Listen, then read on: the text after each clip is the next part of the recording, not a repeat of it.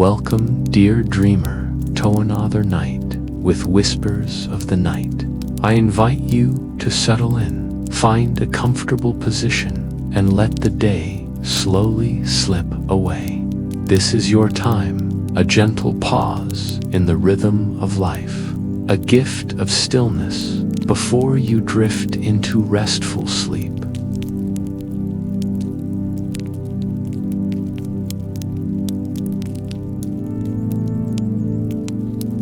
Tonight, we will journey into a story called The Kite That Stole the Wind, a tale of breezes and whispers, of a boy and a kite that seemed to carry more than just air within its strings. This story is not just about a flight, but about the quiet moments when nature and imagination weave together, reminding us how simple wonders can feel infinite. If you enjoy these nightly journeys, I invite you to subscribe to Whispers of the Night by joining our growing circle of listeners. You'll always have a story waiting for you at the end of the day, a soft companion for rest, peace, and dreams. You can also tap the bell so each new bedtime tale arrives right when you need it most. As you listen, you may feel your body beginning to release its weight into the bed or the chair where you rest. Your shoulders loosen, your breath softens. Each word is a thread, weaving you into a gentle cocoon of calm. There is no rush here, nothing to do, nothing to achieve, only the sound of my voice, guiding you gently into a space where worries fade like clouds across the sky. So, let us begin this quiet journey together. With every breath, with every image, the story will guide you closer to dreams.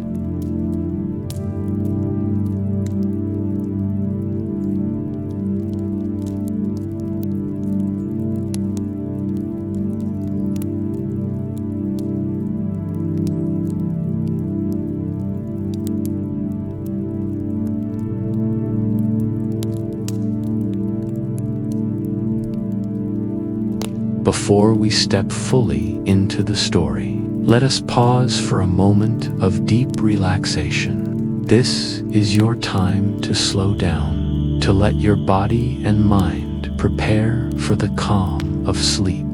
Take a deep breath in through your nose and gently exhale through your mouth. Let's do this again, slowly. Breathe in, allowing the air to fill your chest, your lungs, your belly, and breathe out, feeling any tightness begin to loosen with each breath. Notice how the body becomes a little heavier, a little softer. Your arms rest gently at your sides. Your legs feel warm, steady, and still. The weight of the day is beginning to lift away, like leaves carried off by the wind. Imagine you are lying in a wide, open meadow. The grass beneath you is cool, soft, and welcoming. The air around you is fresh and carries the quiet scent of earth and night blossoms. Above you, the stars scatter across the sky, endless, shimmering, and calm as you breathe. Imagine the sky itself breathing with you. Each inhale draws the stars a little brighter, and each exhale lets the breeze carry them into soft patterns of light. The world feels still. The only sound is the gentle rustle of tall grass swaying with the rhythm of the night. You feel safe, calm, and deeply present now. Bring your attention to your body once more. Relax your forehead, smooth and calm. Let your jaw release. Your shoulders sink deeper into comfort. Your arms, your hands, your fingertips grow warm and still. Your chest rises and falls in a slow rhythm, matching the night wind. Your legs and feet feel restful, grounded, completely at ease. Allow your mind to drift lightly, like the red kite resting nearby in the grass.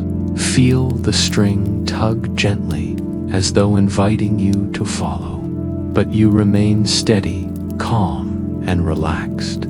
Every breath carries you deeper into this moment. Every word draws you closer to the story and to the dreams waiting beyond. When you are ready, let the kite rise in your imagination. Let it lift with the wind, carrying with it your thoughts, your worries, your lingering restlessness. Watch as it floats higher and higher, disappearing into the quiet sky until all that remains is calm. You are ready now.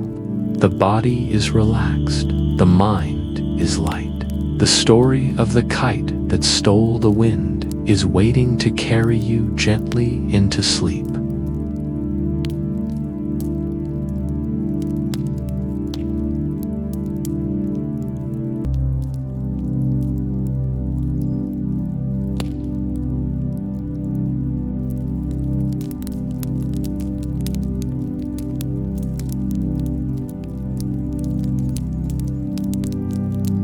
The kite that stole the wind, Arin, and the string.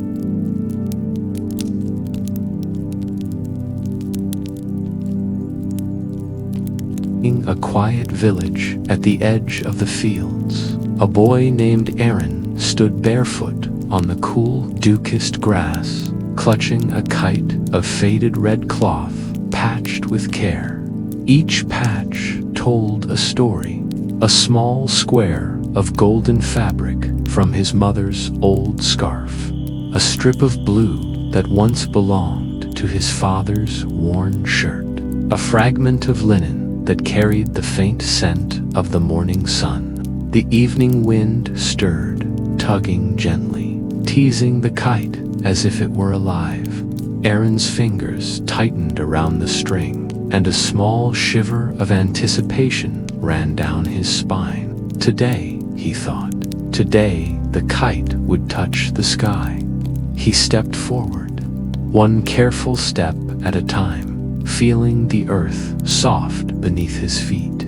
The village around him was settling into the lull of dusk.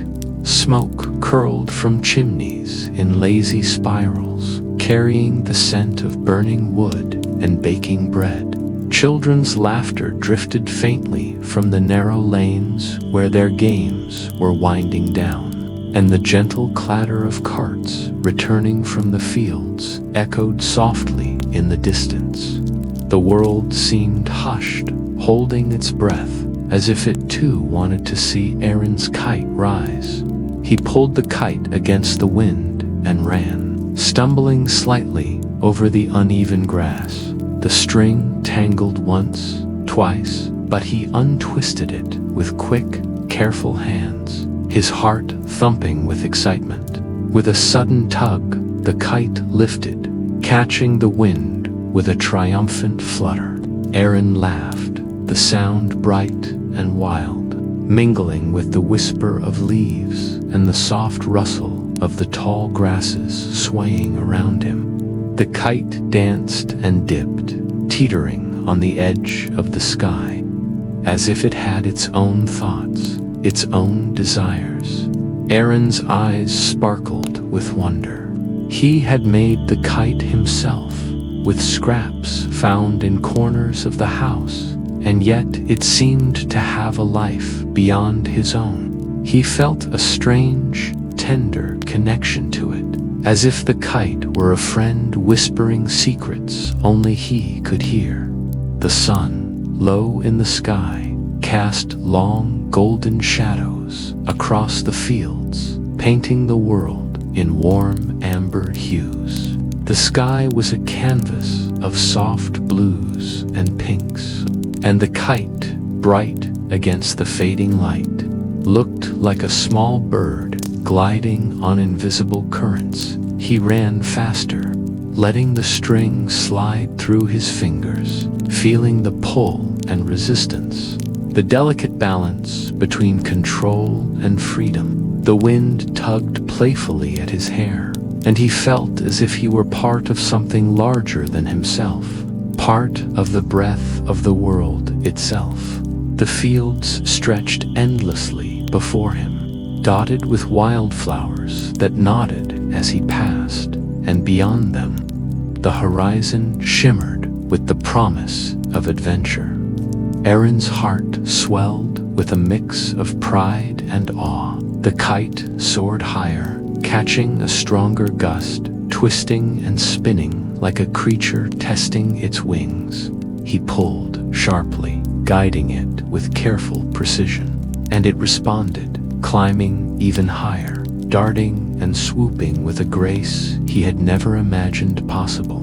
He laughed again, a pure, jubilant sound that echoed across the open fields, and for a moment it felt as if the entire world were laughing with him. He paused, breathless, letting the kite hover in the sky, suspended by the thin, trembling string. The colors of the sunset deepened, shifting from gold to rose to a soft violet that promised the coming night. Arin's eyes followed the kite, tracing its path as it danced against the fading light. He imagined it carried messages to the clouds, little notes of hope and joy that only the wind could understand. He felt a thrill of freedom, a sense that anything was possible, that the world was larger and more magical than he had ever known. A sudden gust caught the kite and wrenched it upward with surprising force. Arin stumbled backward, planting his feet firmly, and the string burned slightly against his palms. He gritted his teeth, holding fast, feeling the exhilarating tension of the struggle. The kite rose higher, almost beyond sight, silhouetted against the streaked clouds, and he realized with a start that it seemed almost alive, as if it were testing him, daring him to keep up. He smiled, heart racing, and ran again, letting the string unwind with careful control. The earth beneath his feet felt alive, pulsing with the rhythm of the wind and the heartbeat of the evening as he ran. Memories surfaced, the afternoons spent helping his father in the fields, the evenings listening to his mother's stories by the fire, the small victories of learning to balance on the edge of a fence, to climb trees, to chase his own shadow across the village streets. Each memory seemed to give him strength, and he felt a surge of confidence, as if the kite were carrying not only itself, but the hopes and dreams of all those who had cared for him. The kite dipped suddenly, almost crashing toward the ground, and Arin's stomach flipped. He lunged, yanking the string with a practiced hand, and the kite swooped back up, twirling gracefully as if acknowledging his skill. Relief and joy mingled in a breathless laugh, and he felt a deep, unspoken bond with the creature of cloth and string that he had brought to life. For a moment, the world narrowed to just him, the kite and the wind, a perfect, fleeting moment of harmony that seemed to stretch into eternity. Birds took flight from the nearby trees, startled by the sudden movement of the kite. Their wings beat in rhythm with the wind, and Arin imagined himself soaring among them, light and free, untethered by earth or worry. He ran with renewed energy, feeling the pulse of the evening air, the warmth of the sun retreating, and the cool fingers of twilight brushing against his skin. Each step was a note in a silent symphony, each tug of the string a chord that resonated through his very soul. the village grew quieter as shadows lengthened. The first stars appeared, timid pinpricks of light in the deepening sky, and Arin imagined the kite reaching for them, carrying his laughter and his wonder to the heavens. He slowed, letting the kite hover, spinning gently against the night, and he closed his eyes for a moment, savoring the sensation of wind, sky, and the steady pull of string in his hand. A cool breeze brushed his face, carrying the scents of earth and grass and the faint perfume of wildflowers. The kite dipped slightly, then rose again, as if encouraged by some invisible hand. Arin laughed softly, a sound that blended with the rustling of leaves and the distant murmur of the village settling for the night. He felt a quiet pride, a sense of accomplishment, but also something deeper, a feeling that this moment, fragile and fleeting, was part of a larger story, a beginning of countless adventures yet to come. Hours seemed to pass in the gentle play of wind and string. The kite, once small and uncertain, now moved with a confident grace, gliding and twirling, catching the last rays of the sun and the first hints of starlight. Arin's arms ached, and his feet were coated with the soft dust of the fields, but he did not notice. His mind was entirely absorbed, entirely present, entirely alive. Each movement of the kite mirrored a movement within himself, a rhythm of courage, joy, and discovery. Eventually, the wind softened, settling into a gentle caress that made the kite hover lazily against the twilight sky. Arin stopped, kneeling on the grass, and let the string slip slowly through his fingers, guiding the kite gently down. It came closer, descending like a bird returning to its nest, until finally it rested on the grass beside him, quivering slightly as if sighing in relief. Arin reached out and touched it, smoothing the patched fabric, feeling the warmth of the day still lingering in its fibers. He sat back on his heels, gazing at the sky as the first stars blinked more clearly, one by one. The village was hushed now, the soft glow of lanterns marking windows and doors, and Arin felt a profound sense of peace.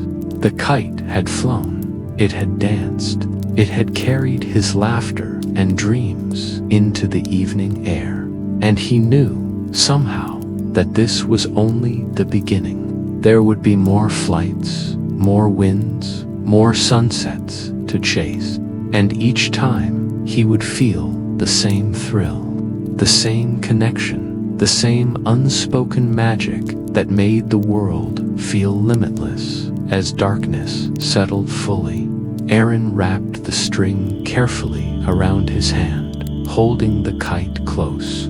He rose slowly, brushing grass from his knees, and took one last look at the horizon, where the sky was now a deep indigo.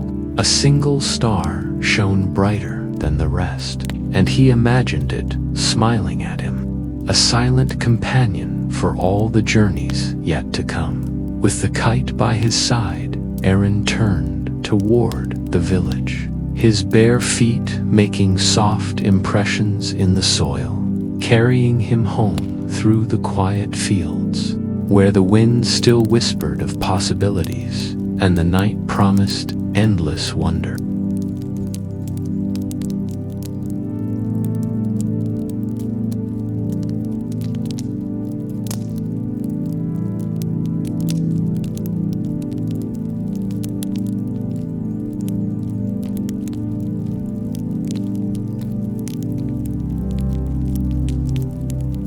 The whisper in the breeze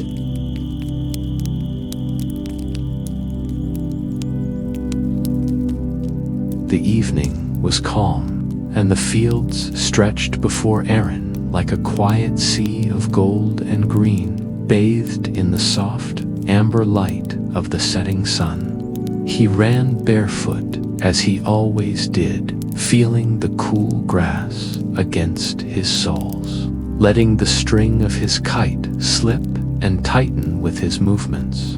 But tonight, the air felt different.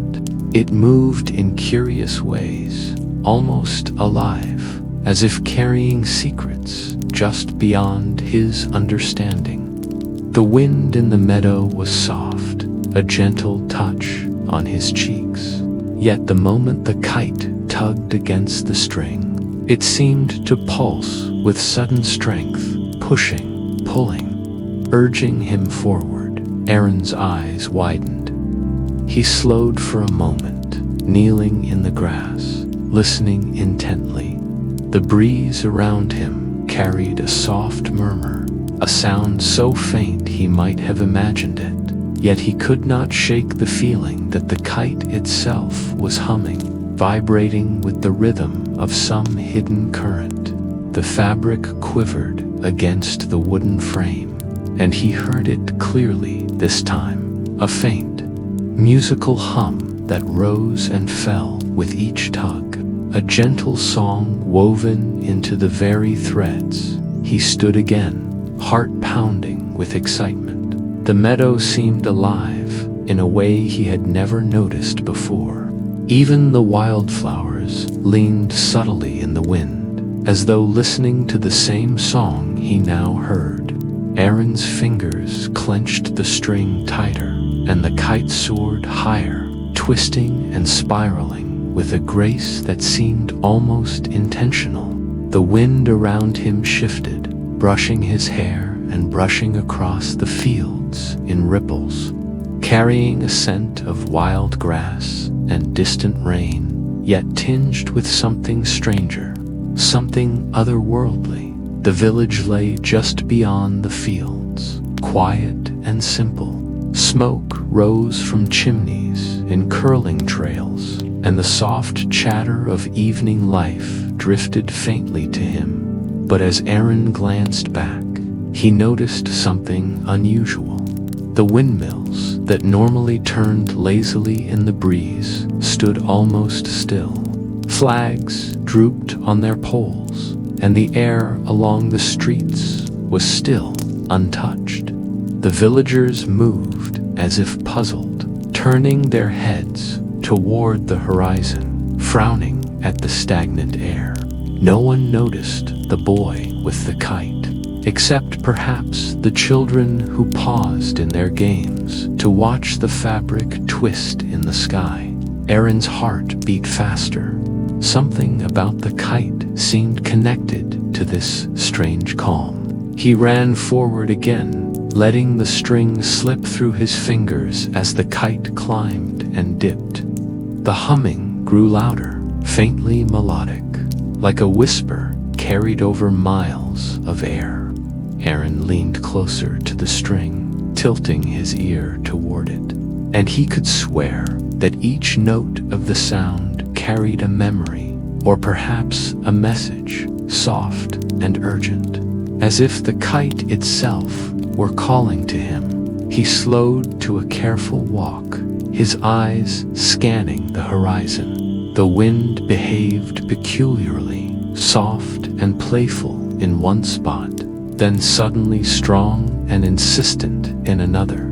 He noticed that the kite pulled with a will of its own, guiding him toward the heart of the meadow, where the grass grew taller and the flowers swayed as if bowing to some invisible force. The humming rose and fell with each step, as if the kite were teaching him a language of wind and air, a conversation between the earth, the sky, and the boy holding the string. Arin felt a shiver of awe and a touch of fear. Could a kite carry a voice? Could the wind itself be sentient, whispering through the cloth, through the wooden frame, through the string that was now taut in his hands? Yet the sound was comforting, not threatening. a lullaby of sorts, soft and intimate, as if the world itself had taken notice of him and chose to speak directly into his ear. He inhaled deeply, letting the scented air fill his lungs, and realized that he had never felt so connected to anything in his life. The kite tugged insistently, pulling him toward a small rise in the meadow, a gentle hill dotted with wildflowers and stones, smoothened by countless seasons.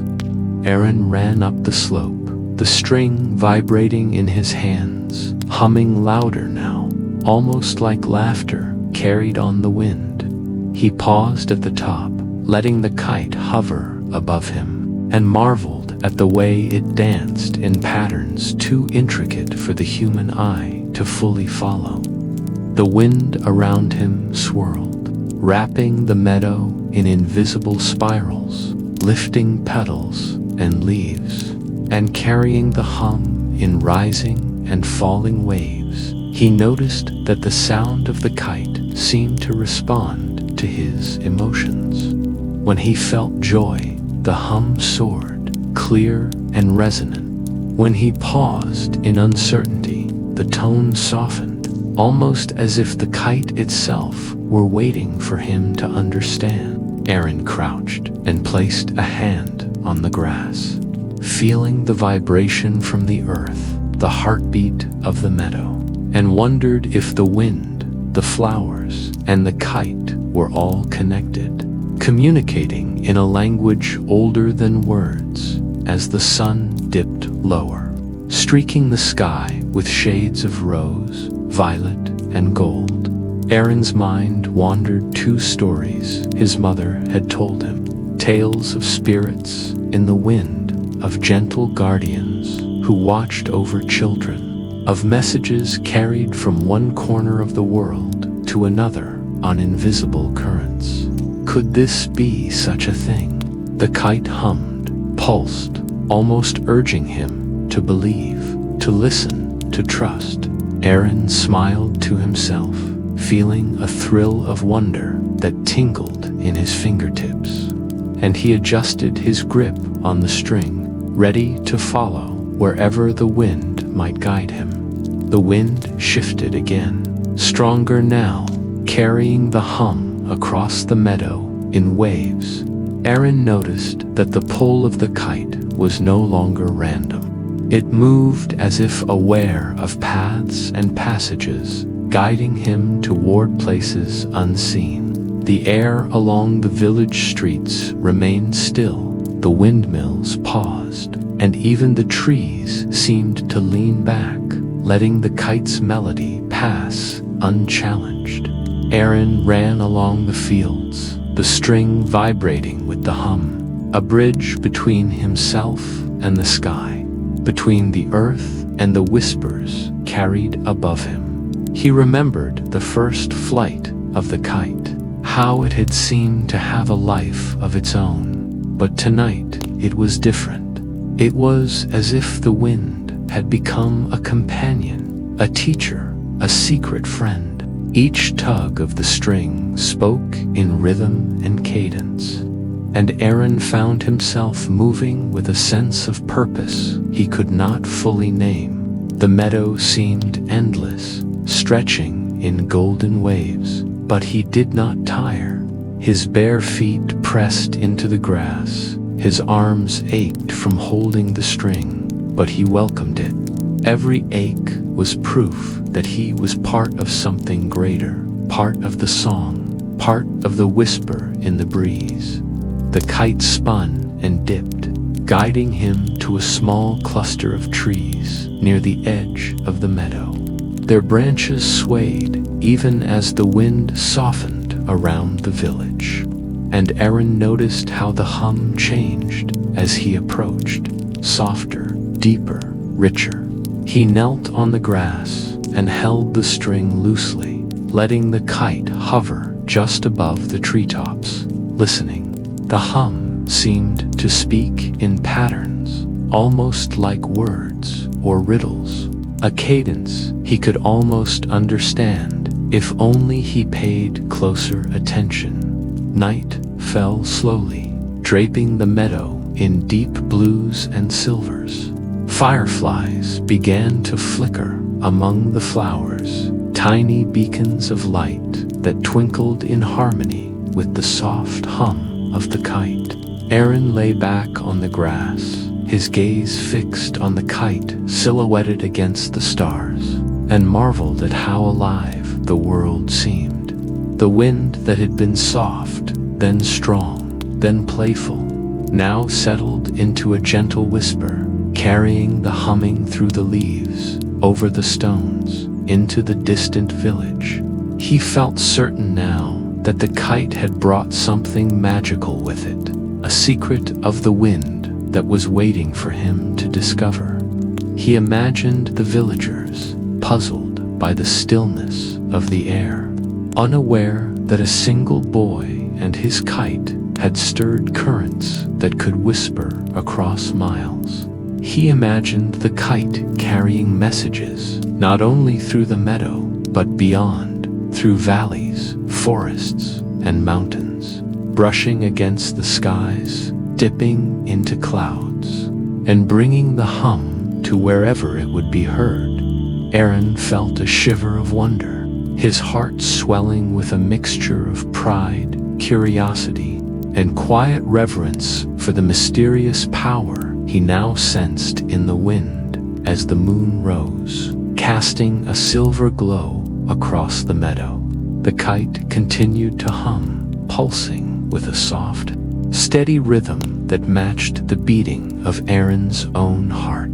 He carefully wrapped the string around his hand, not wanting to lose contact with this strange, musical presence.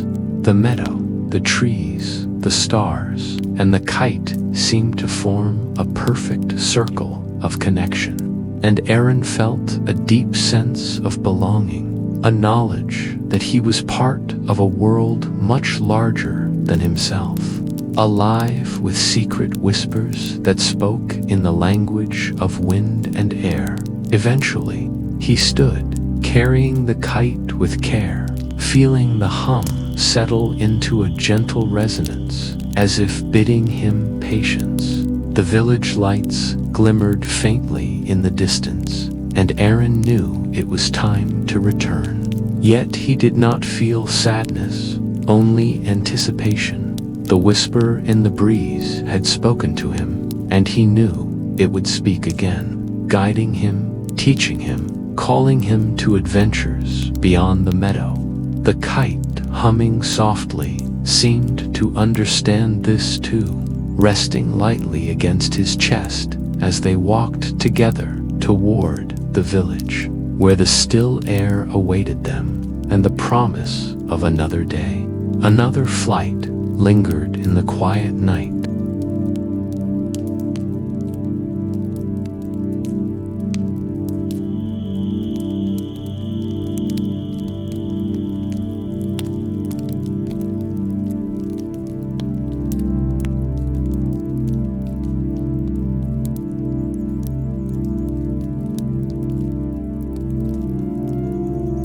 The village without wind.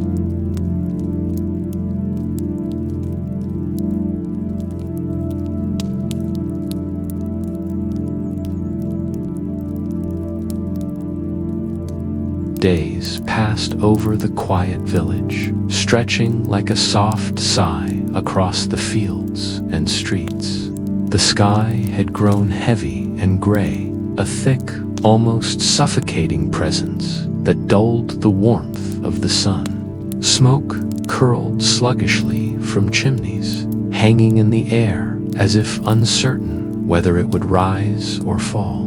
The riverboats, usually lively with the laughter of children and the clatter of paddles, hung motionless on the water, sails slack and drooping. Even the crops seemed to sigh in silence, their leaves drooping under the weight of the stagnant air. The village, once vibrant with life and movement, had slowed to a hushed, uneasy stillness. The villagers spoke in quiet tones, exchanging worried glances. Mothers pressed their hands to the edges of their mouths, muttering to one another about strange skies and idle rivers. Fathers furrowed their brows, noting the silence of the windmills, their blades stubbornly frozen, and the way the fields no longer seemed to breathe. Children, usually chasing one another across the open spaces, ran slower now, their laughter cautious and muted, as if even play required a consent from the unyielding air. Something was wrong. The world had grown heavier, slower, and its voice had been muted. Yet high above this muted village, Arin's kite quivered with restless energy. Its red cloth flapped and twisted against the invisible pull of forces unknown. The humming, soft but persistent, resonated through the wooden frame and the string, carrying a tension unlike anything Arin had felt before. It was as if the kite contained the wind itself, holding it in fragile equilibrium, straining against some unseen lock. When Arin looked up, he saw the kite trembling, almost alive with urgency, and he felt a curious mixture of fear and awe. He walked slowly across the fields, letting the string slip through his fingers, guiding the kite with tender care. The air felt dense around him, each step heavier than the last, as though the very world were holding its breath. The hum from the kite pulsed with gentle insistence, vibrating through his hands, up his arms, and into his chest. Arin had never felt such a connection, never known a kite could carry so much energy, intention, or perhaps even life itself. He knelt and pressed his hand to the string, closing his eyes, and imagined the wind trapped inside, desperate to be free. "Has the wind been stolen?" he whispered aloud, almost afraid to speak the thought. The question seemed absurd, yet the silence of the village pressed on him, heavy and undeniable. Leaves did not flutter, smoke did not dance, and the water barely rippled in the river.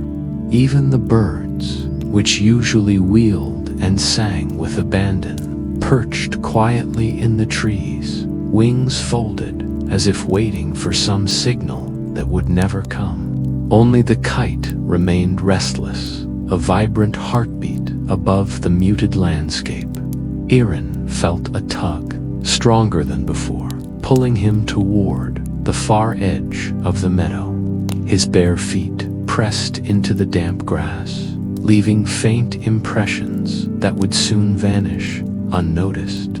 The hum rose in pitch as he followed, guiding him like a compass, a quiet insistence that there was something beyond the fields, something he must see.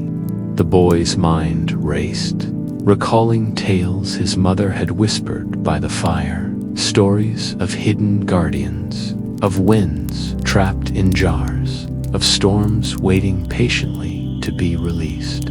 Could this truly be one of those moments where myth and reality blurred into a single breath of air? As he neared a grove of ancient trees at the edge of the meadow, Arin paused. The kite hovered just above the treetops, spinning and dipping with a tension that seemed almost deliberate. He noticed the hum had grown layered now, carrying undertones that were softer, darker, almost like whispers within the whisper. Closing his eyes, he allowed himself to listen. He thought he could hear the faintest echoes of movement beyond the grove, a rustling of leaves, a soft rush of air, a hidden current that the village could not feel, but the kite could. Arin knelt in the grass, running his hands through the cool soil, feeling the pulse of the land beneath him. He imagined the wind as a living thing, flowing freely before, now bound and struggling to return. The kite seemed to sense his thoughts, spinning tighter, tugging insistently, as if to tell him, "I carry it, but it is not mine to give. You must find the source." His heart quickened. Could the kite be holding the stolen wind? And if so, why? And by whom? He rose to his feet, letting the string unwind as he moved toward the grove, noticing how even the smallest blades of grass seemed pressed flat, waiting, watching, silent. He imagined the villagers' faces, lined with worry, the idle mills, the slack sails, the quiet voices. A weight settled on him, the weight of responsibility. But it was not fear that filled him, it was determination. He was the one who understood, the one chosen, perhaps, to follow where the kite would lead. The grove itself was dense, the trees standing tall and ancient, their trunks gnarled and knotted with time. A faint light filtered through the canopy, creating shifting patterns on the forest floor. Here, the wind felt different. Small gusts brushed against his skin as if testing him, as if aware of his approach. The kite dipped lower, weaving between branches, vibrating with a hum that now carried urgency, a rhythm like a heartbeat calling for release.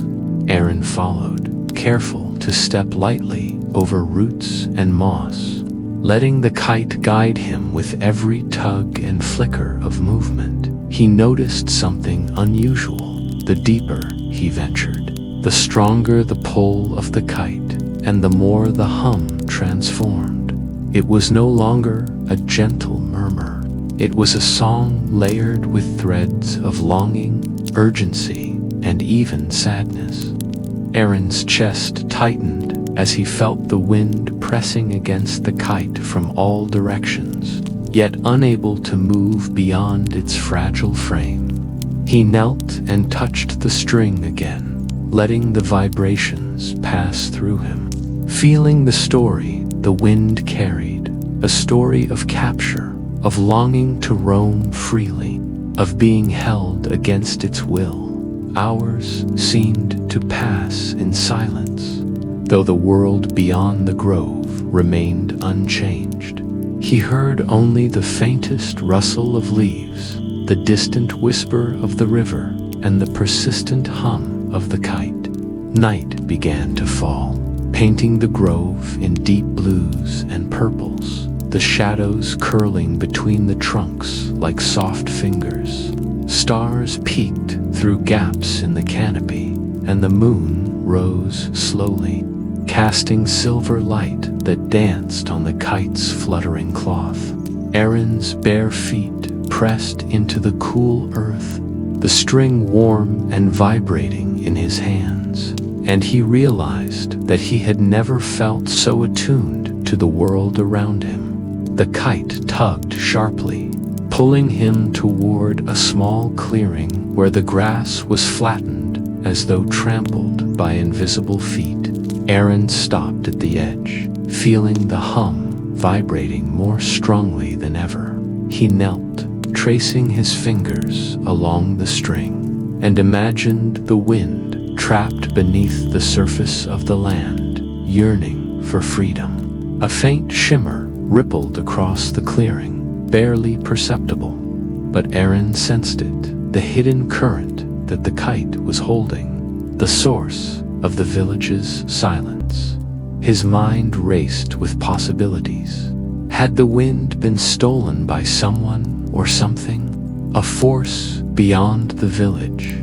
Perhaps a guardian of the sky, angered or trapped?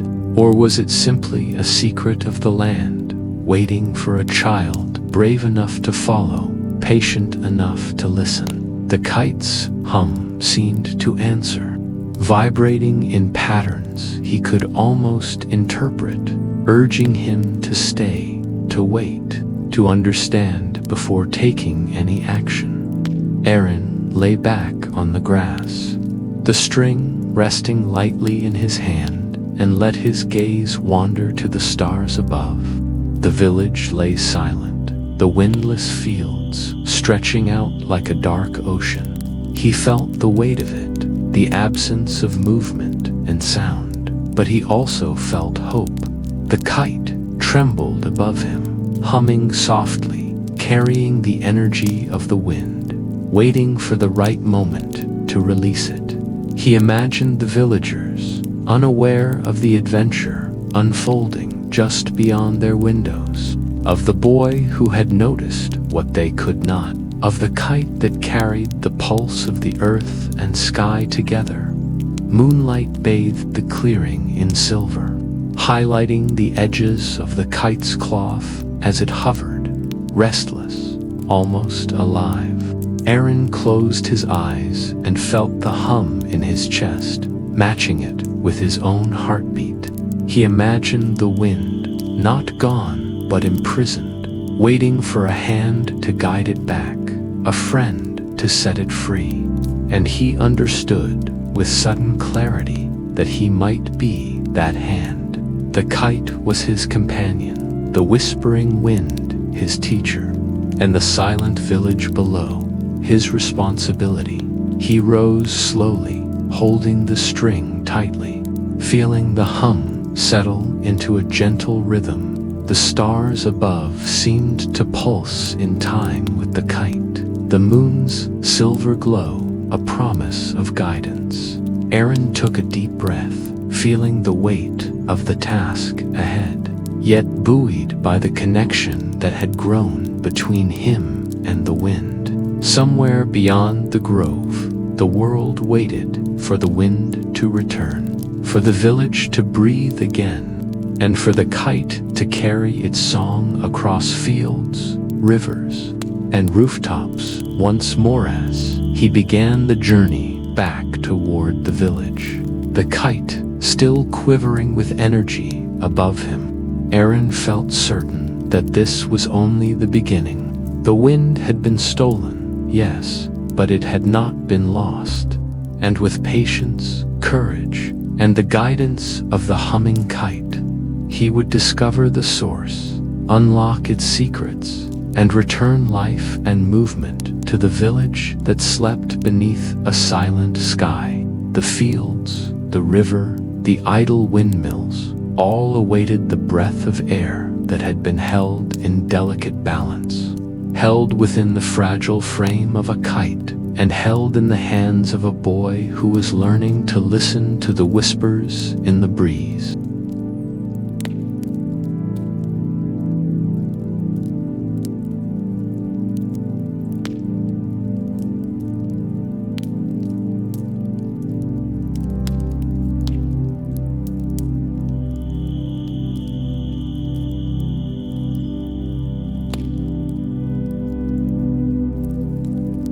Arin climbs the hilltop.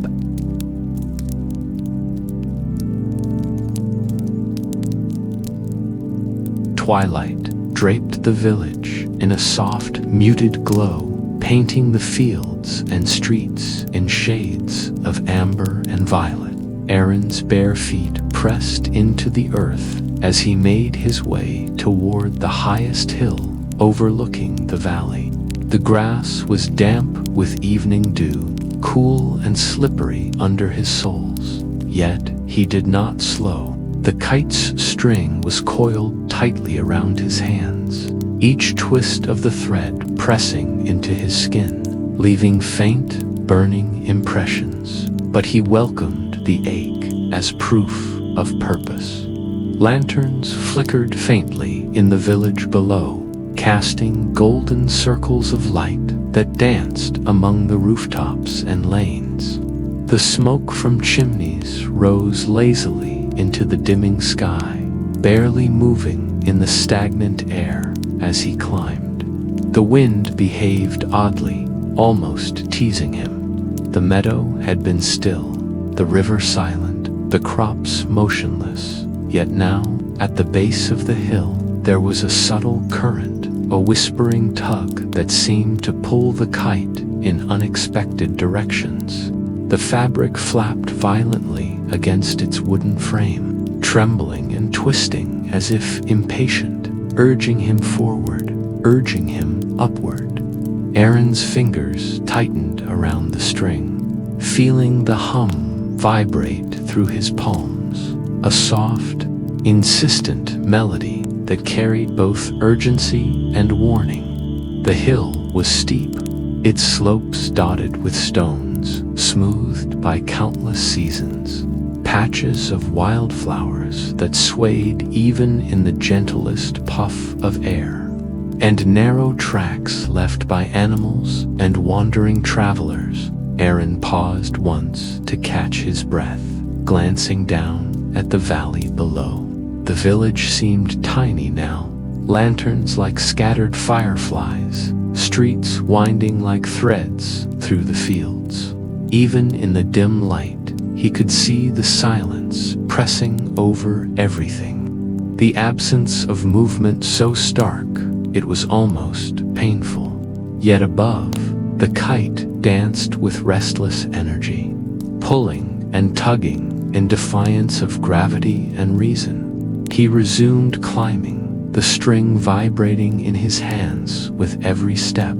The hum grew stronger, almost like a voice, soft but distinct, rising and falling in cadence with his pulse.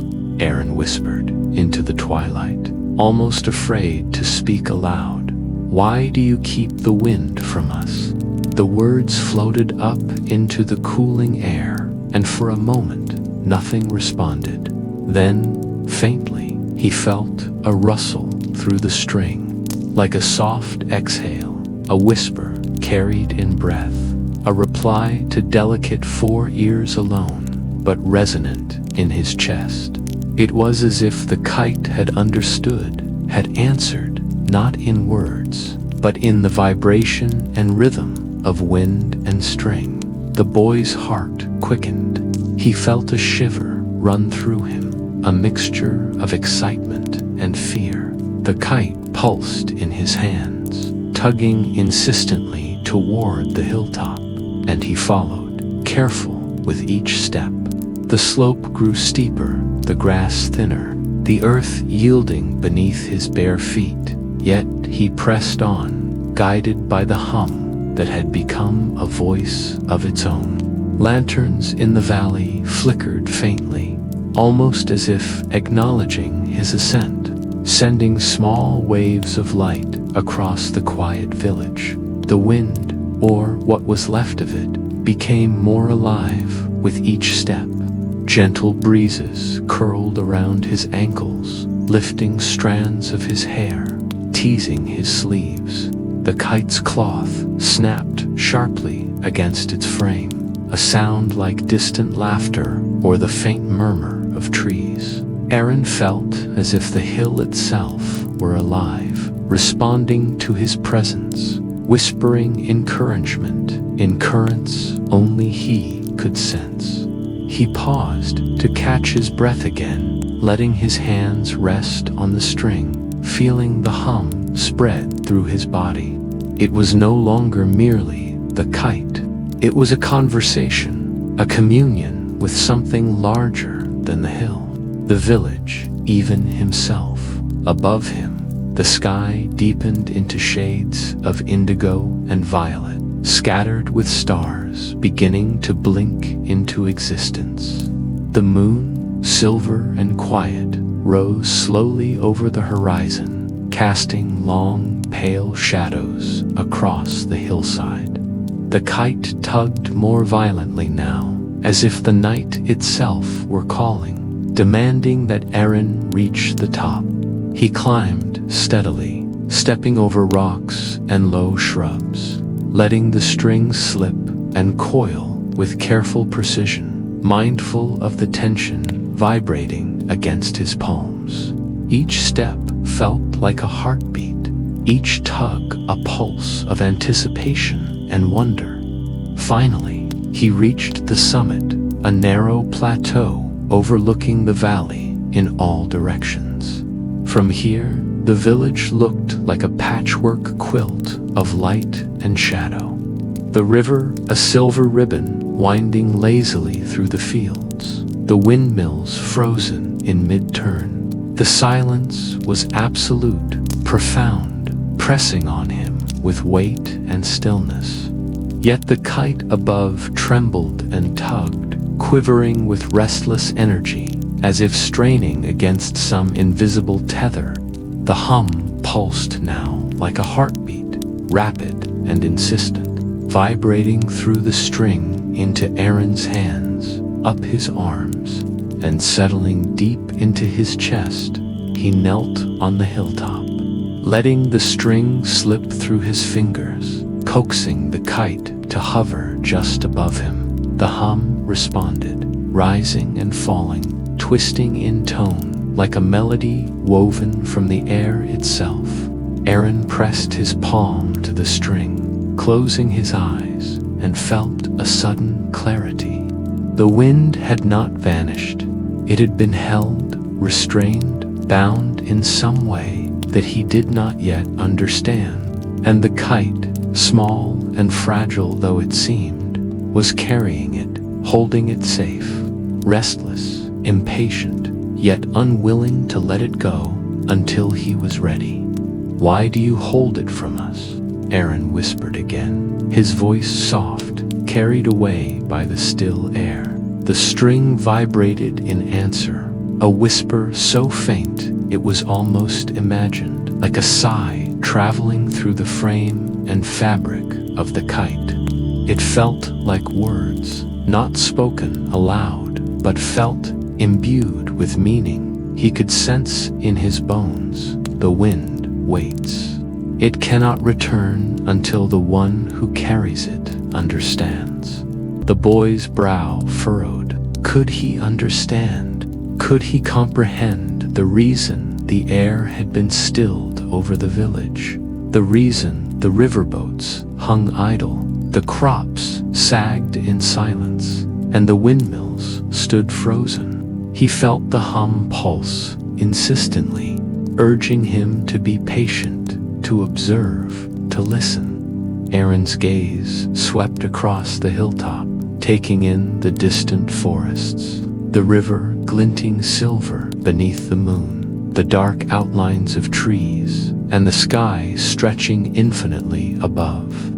Every detail seemed alive with meaning, as if the world itself had paused to teach him something. The kite spun in place, its red cloth catching moonlight, a small beacon of energy against the dark sky. Arin stood slowly, holding the string with both hands, feeling the vibration intensify, as though the kite itself were impatient to fly, to release the wind it carried. He took a tentative step forward along the ridge of the hill, letting the kite move with him, feeling the tug sharpen with each motion. The hum rose in pitch, curling around him, echoing faintly against the stones and grass, a sound that seemed to speak of freedom and promise. He whispered into the night once more, "I will try to understand. I will find a way," the kite responded, pulsing against the string, and for the first time, he felt the tiniest breeze brush across his face, a teasing hint of what was held above the village. The moonlight reflected off the taut string, and Arin imagined the wind trapped somewhere beyond his sight, held patiently, waiting for him to learn the rhythm, the message, the meaning. Hours passed in quiet communion, the night settling fully over the valley. The lanterns in the village below glowed like distant fireflies, flickering softly in the gentle darkness. The wind remained absent there, still silent, while on the hilltop, Arin and his kite moved in a delicate dance of connection. Each tug, each hum carried intention, carried knowledge, and carried hope. The boy felt the weight of responsibility press on him, but he also felt the first spark of understanding. The wind had not abandoned them. It had chosen a guardian, a messenger, and he was that boy. He knelt once again, pressing his hand to the string, letting the vibration flow through him. The hum carried subtle variations now, patterns he began to recognize, a rise and fall, a rhythm that mirrored his own heartbeat, a cadence that seemed to whisper secrets he could almost comprehend. He realized that the kite had always been more than a toy, more than cloth and wood. It was a bridge, a vessel for the unseen, a keeper of a gift the world had hidden, and now it waited for him to rise to the task of returning it. Arin gazed down at the village, shadows stretching across quiet streets, rooftops bathed in silver moonlight. He imagined the wind, trapped but patient, ready to fill the air with life once more. The hum vibrated insistently, tugging gently toward the edge of the hilltop, almost like a hand beckoning him forward, urging him to trust, to leap, to guide it. His heart leaped with the kite, with the hum, with the promise of discovery and release. At last, he whispered again, softly but with certainty, "I will not fail you. I will bring the wind back." The string pulsed against his palm, a gentle acknowledgement, a quiet promise carried in the vibration of cloth and wood and air. The kite hovered above him, trembling with anticipation, as if it understood that the night held no boundaries, only possibilities. The wind waited in its silent prison. The village slept beneath a muted sky, and the boy, barefoot and determined on the hilltop, felt the weight of destiny press lightly on his shoulders. The moon climbed higher, casting a silver path across the grass, across the rocks, across the valley below. Arin adjusted his grip on the string, coiling it carefully around his hands, and felt the first true breath of movement brush past his face. The hum softened, a lullaby of hope and patience. Somewhere beyond sight, beyond sound, the wind awaited release, and with the kite and with his courage, Arin knew he would follow it, step by step, breath by breath, until the silence of the village was replaced once again by the laughter of air through fields, sails, and windmills.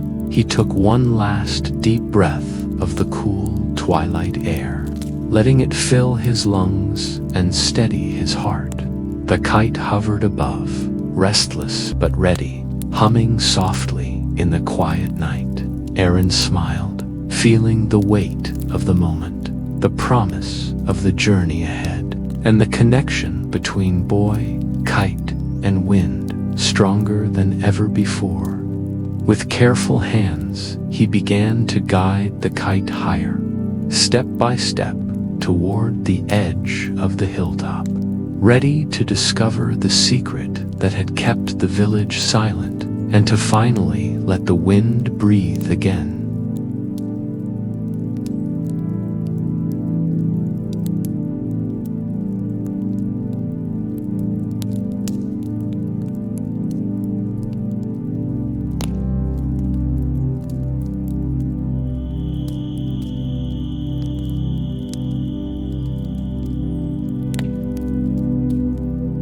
The bargain with the sky.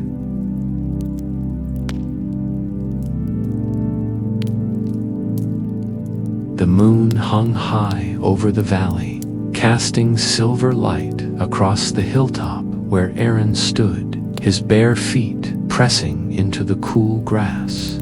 The kite hovered above him, restless and alive, its red cloth flickering in the faintest breath of night air.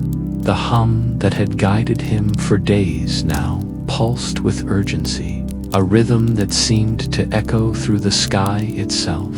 Arin felt it in his chest, a vibration not unlike the heartbeat of the world, and he realized with a mixture of awe and fear that the kite was no longer simply cloth and wood. It was something far greater, something ancient, wild, and aware. He knelt, resting his hands on the string, and closed his eyes, letting the hum fill his senses. Memories of stories his mother had told him returned in fragments, tales of guardians woven into objects, of gifts given to protect, to preserve, and to teach. He imagined the kite, long ago, carefully constructed by someone who understood the language of wind. They had woven it not just to soar, but to carry the breath of the world itself, to hold storms at bay and keep the village safe. And perhaps it had done so faithfully for generations. But time, as it always does, had changed things. Arin felt the hum deepen, carrying a tone that was no longer purely gentle. It carried desire, almost hunger. The kite quivered, tugged sharply against his hands, and he understood it had grown greedy.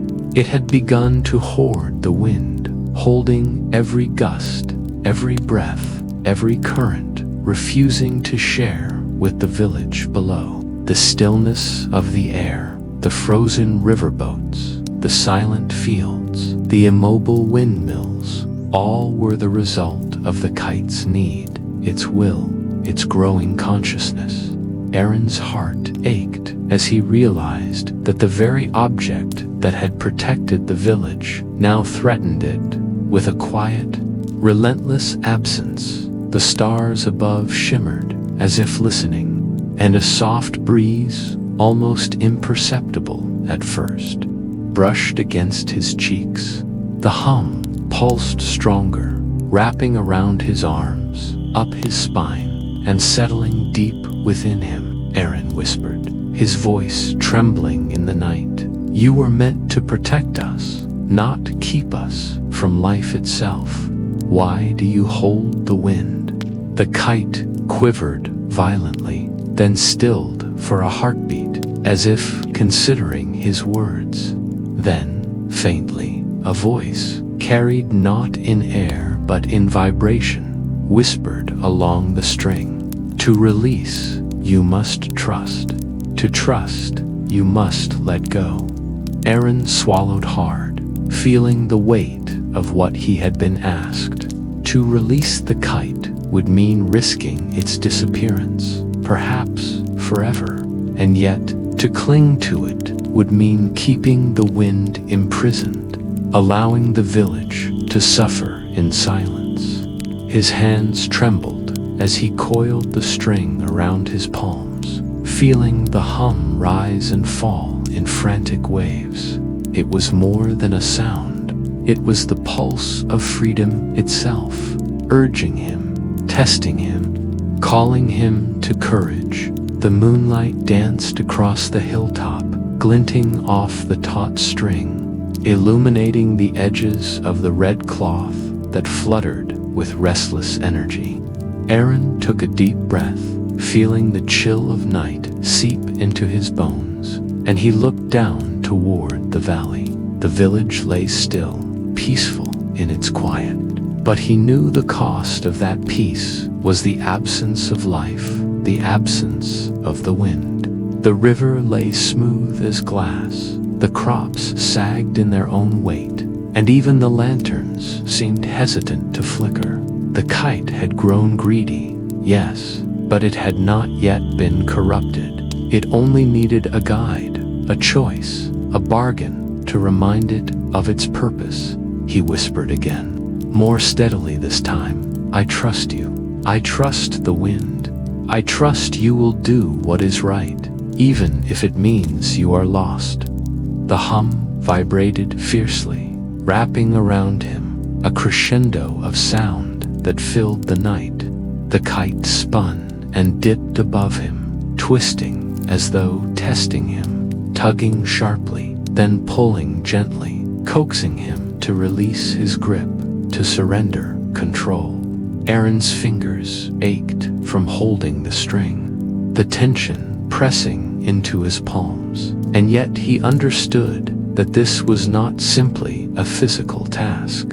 It was a trial of faith, of courage, of understanding the true nature of freedom. The hilltop seemed to breathe with him, the stars shimmering brighter, the moonlight stretching across the fields and river below.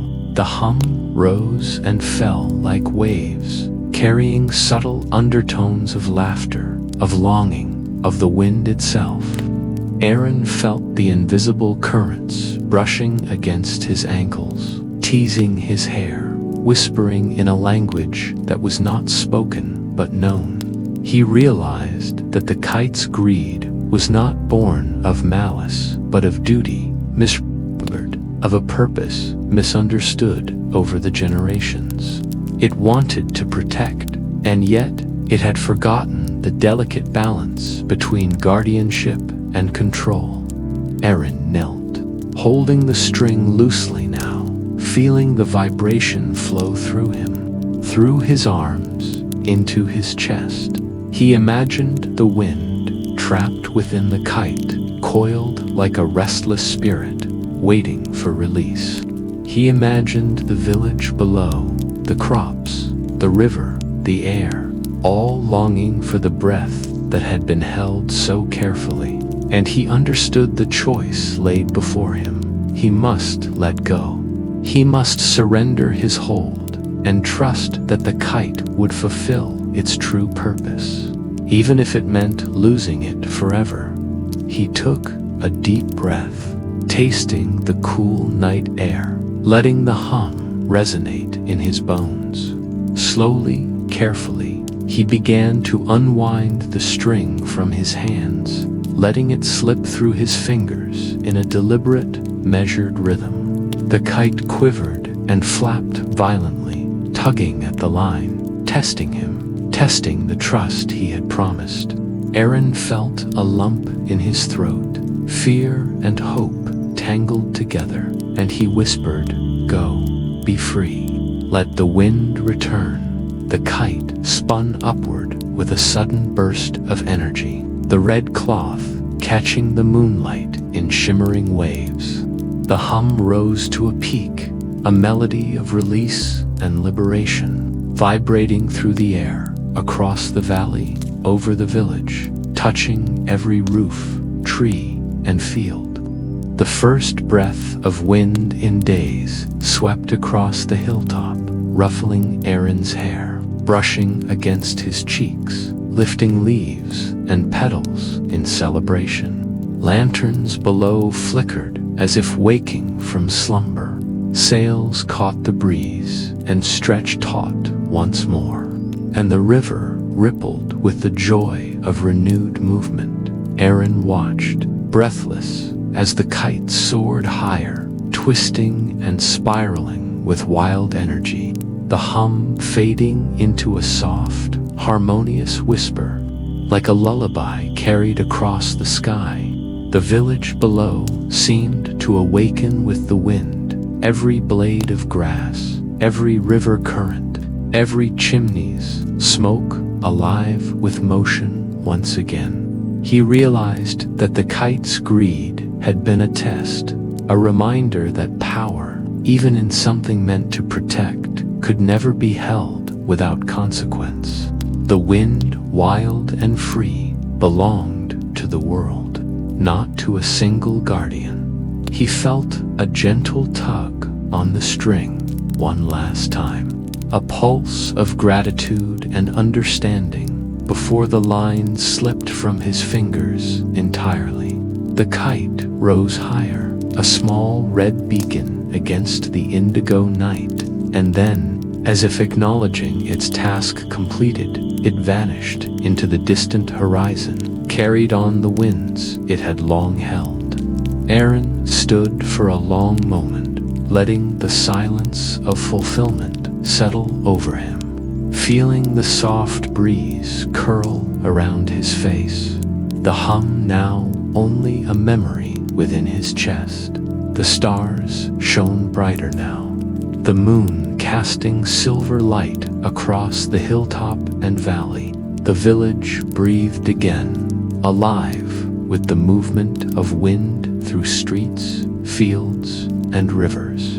Arin's bare feet pressed into the grass, no longer burdened with the tension of responsibility, but warmed with the satisfaction of trust honored. The kite had been more than a vessel.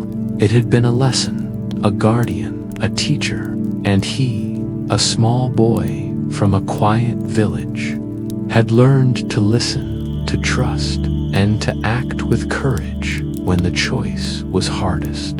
The night stretched on, soft and calm, carrying whispers of the freed wind across every roof, every tree, every blade of grass. Arin walked down the hilltop slowly, feeling the string slip through his fingers, now light and empty, a reminder of the bargain he had made. The village below glimmered with lanterns and moonlight, alive with the subtle, joyous stirrings of renewed air. He imagined the kite somewhere far above, finally at peace, carrying the wind in balance with the world, free to dance across mountains, forests, rivers, and seas. He stopped at the edge of the hill, looking back at the star-studded sky, and whispered a soft thank you into the night, not for the kite, but for the lesson it had brought him. Trust, courage, and understanding. These were the gifts of the bargain, the price of freedom, and the proof that even the smallest hands could release what was too powerful to hold.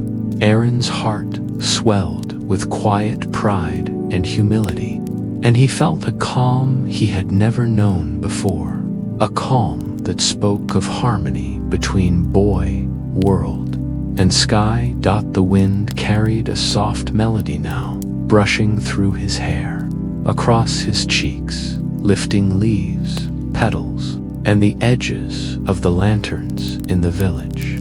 The river shimmered with silver currents, the fields rippled in waves of motion, and the windmills began to turn lazily.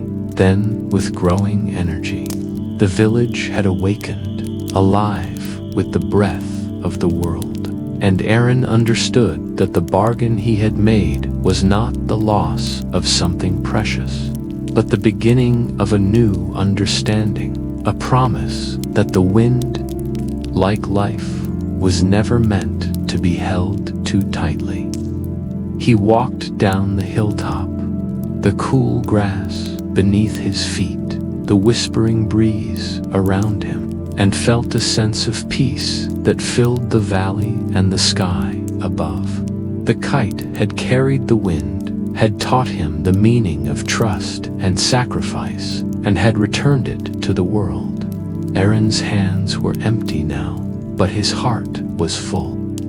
And as he stepped toward the village, illuminated by the gentle lantern glow, he felt the wind lift around him, a promise in motion, a melody of freedom that would never again be trapped, a song that he had helped set free.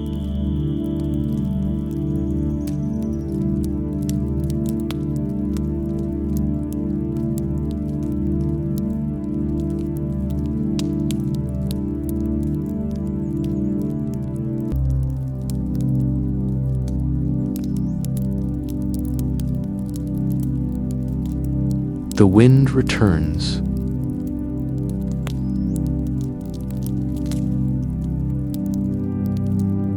The first light of dawn stretched across the village like a soft, golden sheet, spilling over rooftops, riverbanks, and fields that had slept in silence for so long. Arin stood at the edge of the highest hill, his bare feet pressing into the cool, damp grass. The string of the kite coiled loosely in his trembling hands.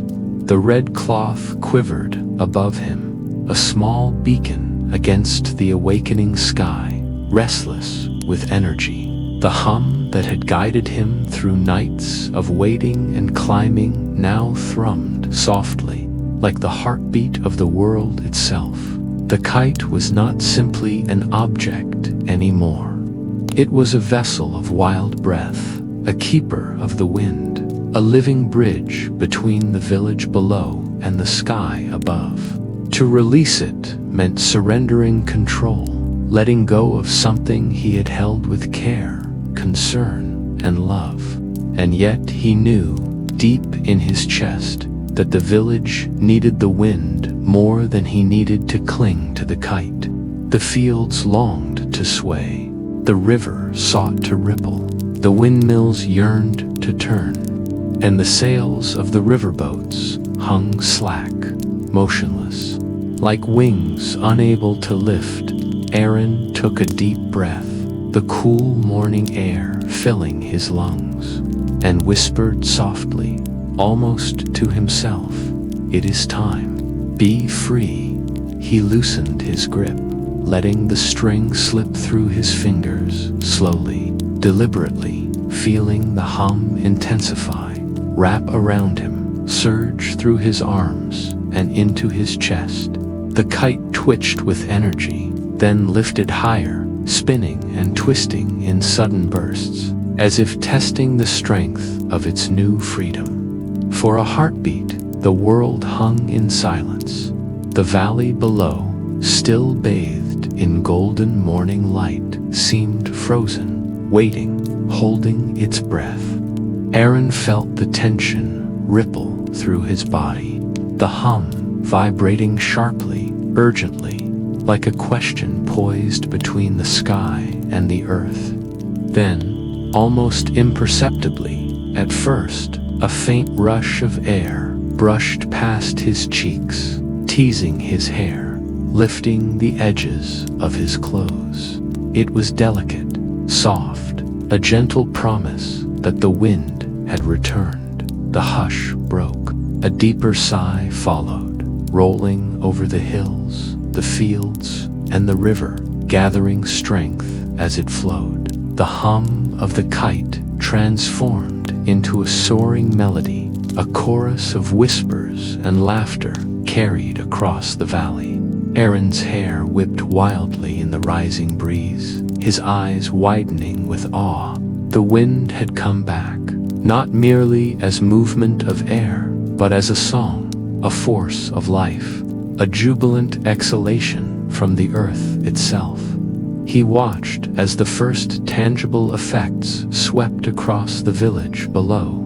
The windmills, still and silent for days, began to creak, then turn. Slowly at first, testing the currents, and finally spinning with joyous abandon. The riverboats, long moored in idle water, filled their sails, the crisp fabric snapping sharply as the air caught and carried them downstream. The crops lifted their drooping leaves, shaking off the stillness, their stems swaying in the playful current. Seeds carried lightly into the fields, promising new growth.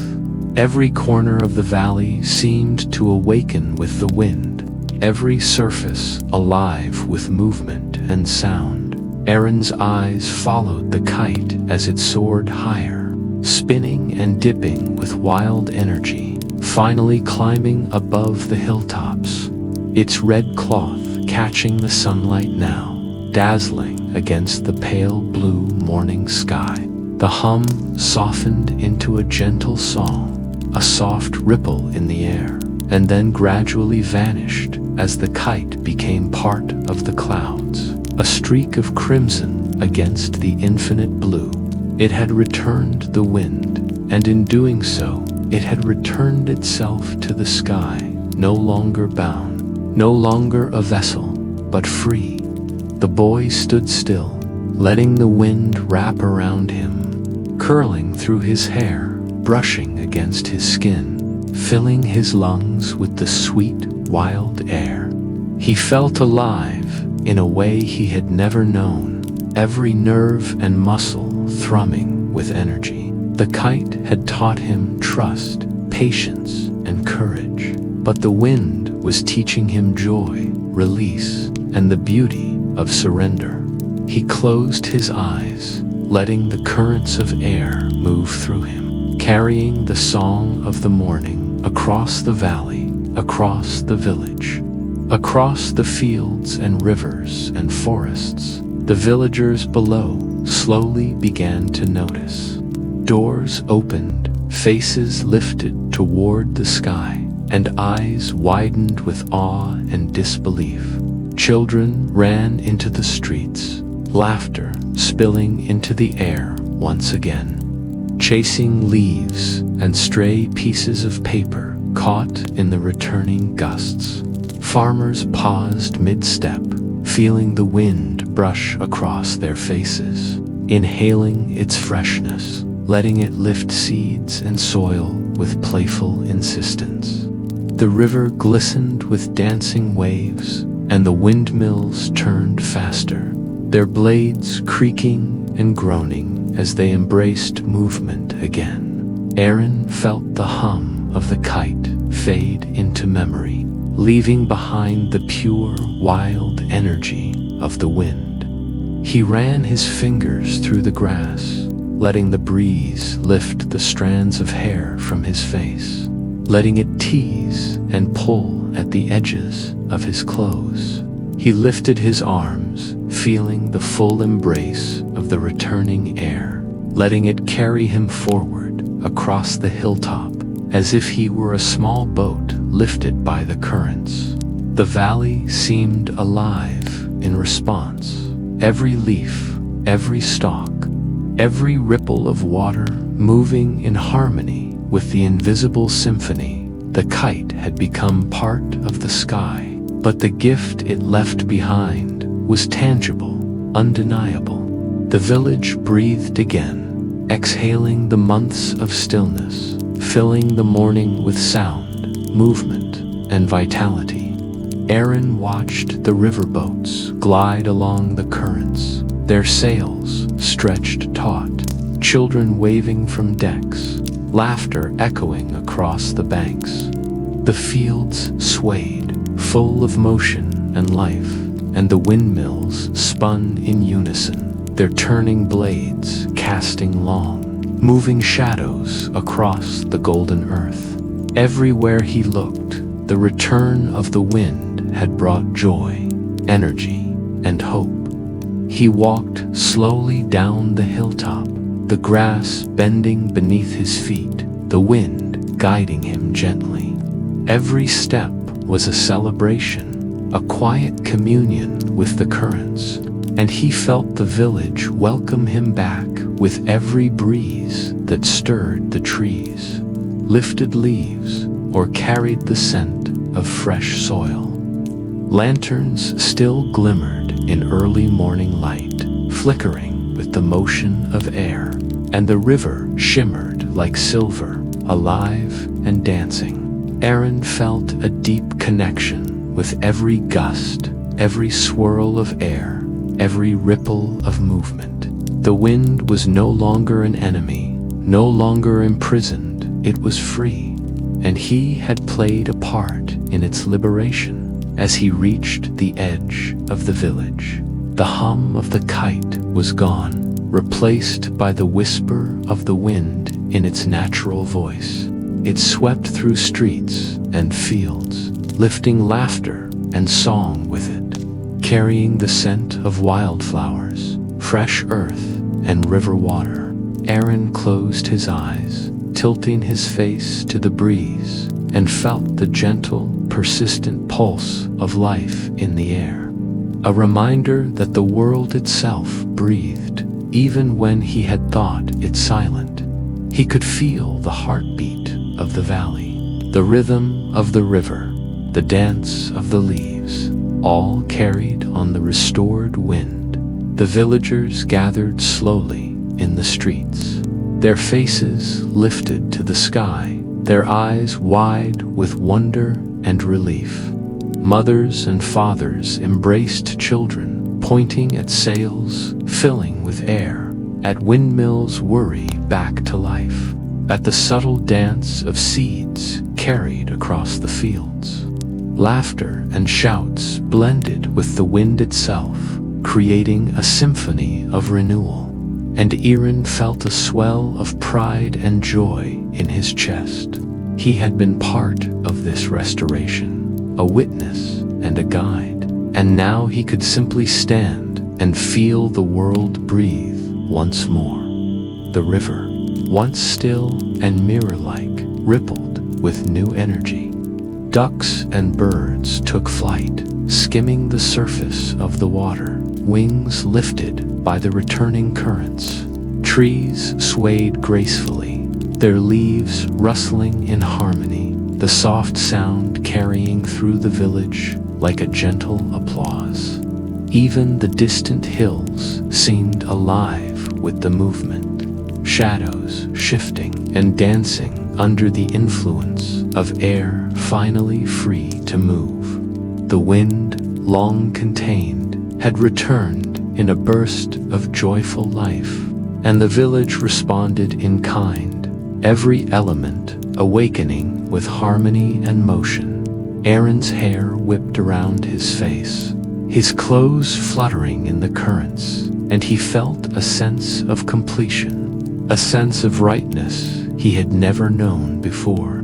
The kite had become part of the sky, but its gift remained tangible in the valley, in every turning windmill, in every leaf and ripple, in the laughter of children chasing leaves and flying homemade kites of their own. He smiled, feeling the pulse of the wind in his hands, the hum replaced by the steady, natural rhythm of air in motion, alive and unbound. He closed his eyes, letting the currents wrap around him fully, and imagined the kite carried far beyond the hills, over forests and mountains, across rivers and plains, free to dance with storms, breezes, and gales, as it always had been meant to do.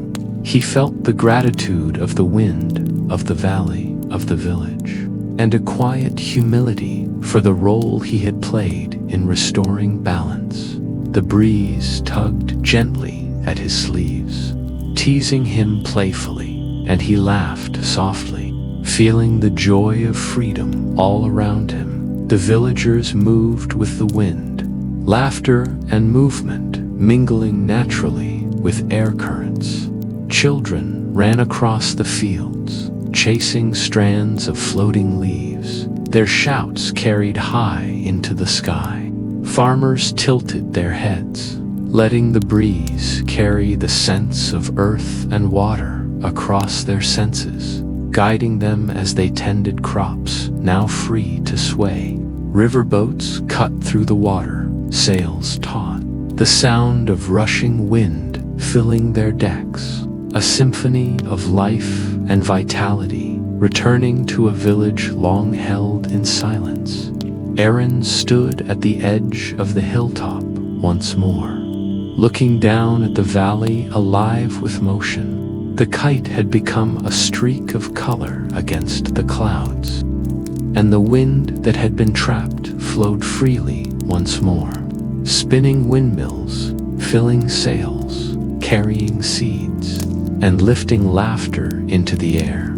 He closed his eyes and let the currents carry him, the wild breath of the world sweeping through him, and he knew that the village, the kite, the wind, and he himself had been changed forever. The balance had returned, and with it, the song of life, carried on invisible currents, whispered through leaves, and sung across rivers and fields.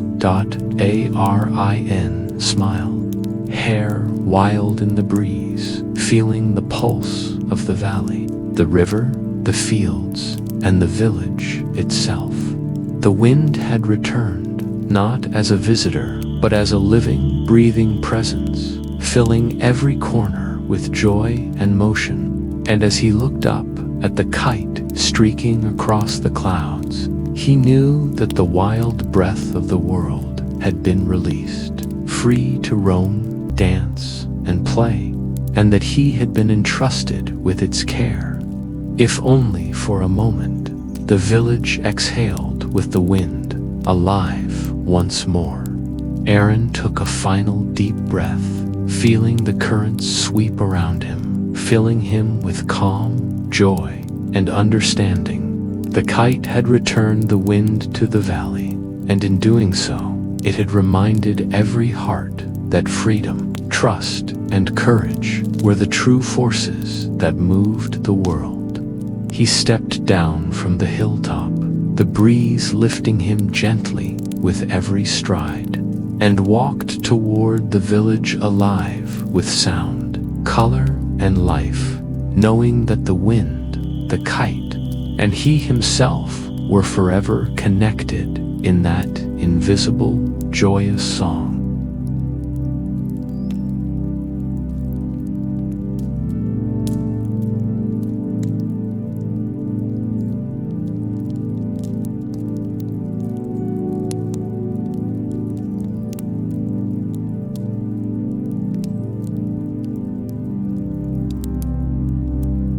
And so, the story drifts to its close, like a breeze that has traveled far, returning gently to rest. Thank you for joining me tonight, for allowing your heart and mind to wander through the meadow, the wind, and the kite that carried dreams into the stars. As you continue your journey into sleep, know that rest will hold you kindly, and morning will arrive with quiet promise.